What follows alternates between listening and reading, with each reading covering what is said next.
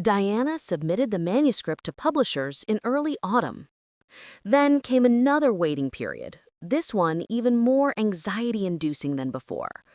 Publishers could take months to respond, Diana warned him. Some might pass without explanation. It was part of the process, she said, and he needed to be patient. But 3 weeks later, Diana called with news. One of the major literary publishers wanted to meet with Elias. They were interested in the novel, very interested, and they wanted to discuss it with him in person. The meeting took place in a high-rise office building in the heart of the city. Elias wore his best clothes, a borrowed suit that didn't quite fit, and felt completely out of his element. But when he walked into the conference room and saw the editors who'd read his work, who'd connected with his story, his nervousness transformed into something else: purpose. They talked for over an hour. They discussed the novel's themes, its emotional arc, its market potential. They asked about his background, his inspirations, his plans for future work. And through it all, Elias spoke honestly about why he'd written the book. Because he needed to understand his own life. Because he wanted to help others who'd felt trapped by circumstances or grief. Because he believed stories had the power to heal.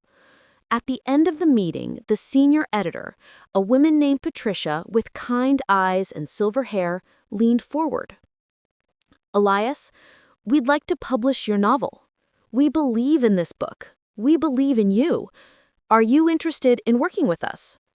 Elias wanted to play it cool, to be professional and measured in his response. Instead, he said, "Yes, God, yes, absolutely yes!" Everyone in the room laughed and the tension broke. They talked about contracts and timelines, about editing and cover design, about publication dates and marketing plans.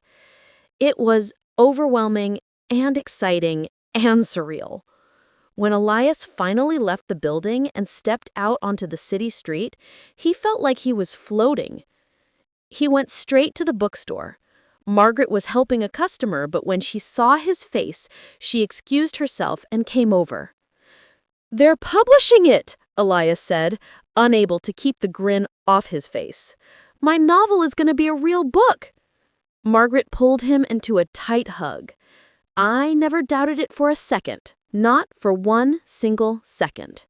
The editorial process took another 6 months.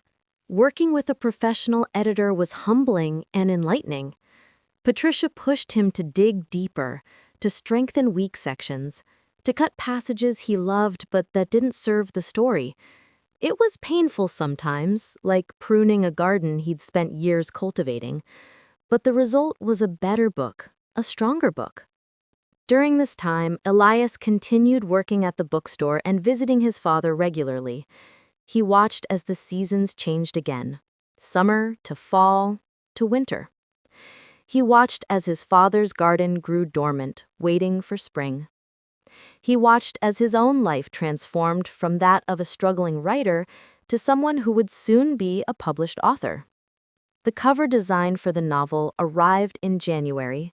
It was stunning, a minimalist illustration of a lighthouse at twilight, its beam cutting through darkness, and a small figure walking away on a path that led toward the horizon. The title was simple and perfect: The Keeper's Son. When Elias saw it, he cried. All the years of struggle, all the doubt, all the fear, it was all worth it for this moment.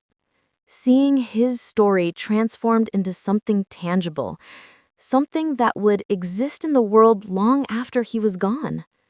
He called his father to share the cover design, sending it to Thomas's email so he could see it too. "It's beautiful," Thomas said, his voice thick with emotion. "Elias, your mother, I wish she could see this. I wish she could hold this book in her hands and read your words." "I think she can see it," Elias said. "Wherever she is, I think she knows. And Dad, I want you to know I dedicated the book to both of you. For my parents, who taught me that it's never too late to start over." Thomas was quiet for a long moment, and when he spoke again, his voice was barely a whisper. "Thank you, son. Thank you."